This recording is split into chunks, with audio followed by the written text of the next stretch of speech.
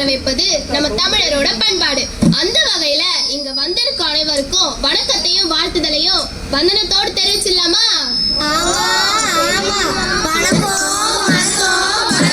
என்ன ஆரம்பிச்சிடலாமா?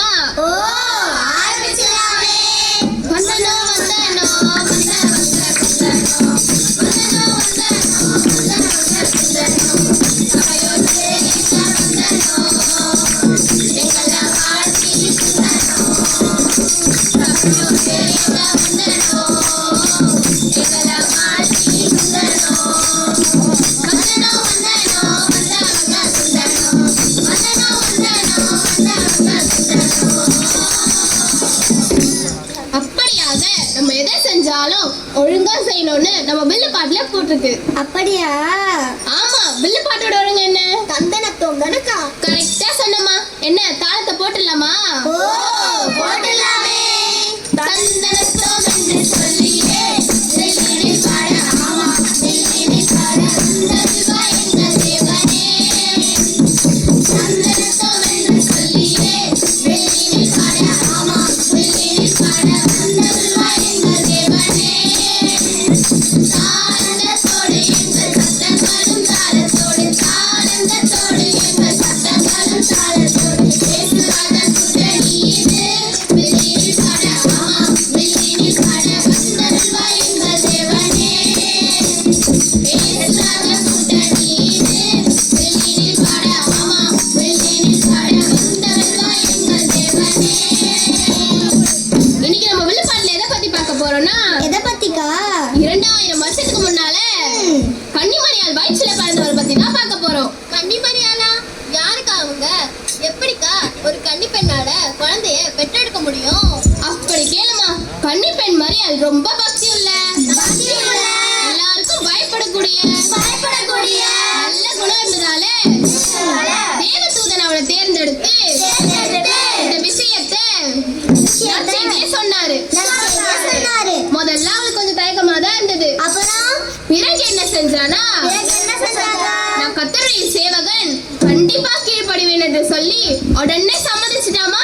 சம்மலக்கா, அந்த காலத்துல ஒரு கன்னி பெண்ணு கர்ப்பமானா எப்படிலாம் கஷ்டப்படுவாங்க, எப்படிலாம் கண்ணு காது மூக்க வச்சு பேசுவாங்க, அதெல்லாம் அவங்க காதுல வாங்காம கர்த்தருக்காக எப்படி இருந்திருக்காங்க. சம்மலக்கா? ஆமாமா, அப்படியெல்லாம் நமக்காக பிறந்தவர் தான் நம்ம இயேசுசாமி. இயேசுசாமியா? யாருக்கா அவரு? எங்க பிறந்தாரு? எப்படி பிறந்தாரு? எங்களுக்கும் இந்த ஊர் ஜனங்களுக்கும் கொஞ்சம் புரியுற மாதிரி சொல்றீங்களா? சொல்றது என்னமா, ஒரு பாட்டே பாடிற கேளு.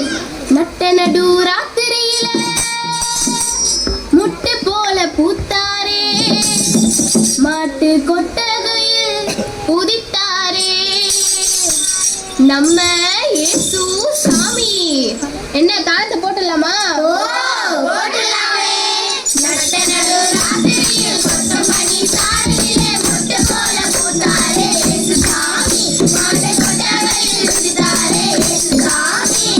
நட்ட நடு ராத்திரியில் கொட்டும் பனி சாரலிலே முட்டு போல பூத்தாரே இயேசு சாமி, மாட்டு கொட்டகையில் உதித்தாரே இயேசு சாமி. இப்படிதான் நம்ம இயேசு சாமி நமக்காக ரொம்ப எளிமையா பிறந்தாரு. சரி, இயேசு சுவாமி பிறந்துட்டாரு, அவர் எதுக்காக நமக்காக பிறந்தாரு கொஞ்சம் சொல்லுங்களேன்க்கா. சரியா கேட்டம்மா. இப்ப நான் ஒரு முக்கியமான விஷயத்தை பத்தி சொல்ல போறேன். முக்கியமான விஷயமா? சொல்லுங்கக்கா. எல்லாரும் கொஞ்சம் கவனமா கேட்டுக்கோங்க. என்ன? பாவிகளை ரட்சிக்க இயேசு கிறிஸ்து உலகத்தில் வந்தார் அப்படின்னு நான் சொல்லல, நமக்காக கொடுக்கப்பட்டுள்ள இந்த வேதாகமம் தான் சொல்லுது. உங்களுக்கு சந்தேகமா இருந்தா 1 தீமோத்தேயு 1:15 போய் படிச்சு பாருங்க. பாவிகளை ரட்சிக்க வந்தாரா? பாவிங்கன்னா யாருக்கா? கொஞ்சம் சொல்லுங்க.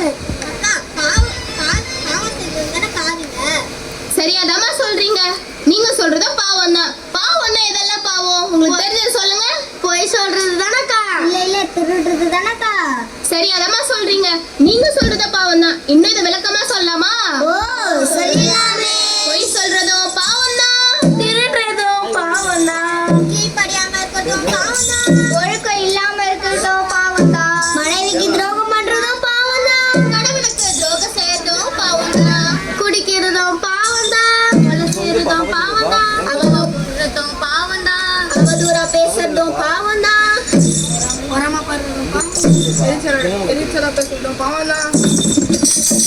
முக்கியமான பாவம் ரட்சிக்க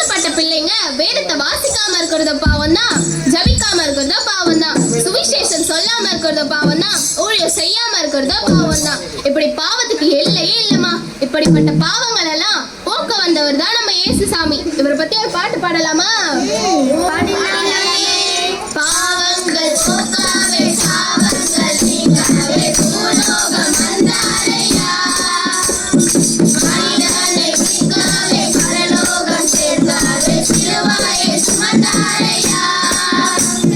பாவங்கள் போக்கவே சாவங்கள் நீங்கவே பூலோகம் வந்தாரையா, மனிதனை மீட்கவே பரலோகம் சேர்ந்தாரே சிலுவையை சுமந்தாரையா. கண்ணீரை துடைத்தாரையா, சந்தோஷம் தந்தாரையா. கண்ணீரை துடைத்தாரையா, சந்தோஷம் தந்தாரையா. என்னே சுவே, என்னே சுவே, என்னே சுவே,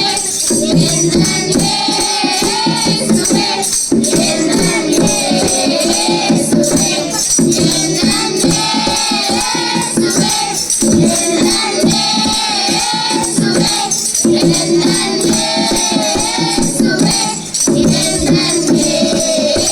சுவே, இப்படியாக நம்முடைய பாவங்களையும் சாபங்களையும் சுமந்து தீர்த்த தேவ ஆட்டுக்குட்டியானவர் தான் அவரு.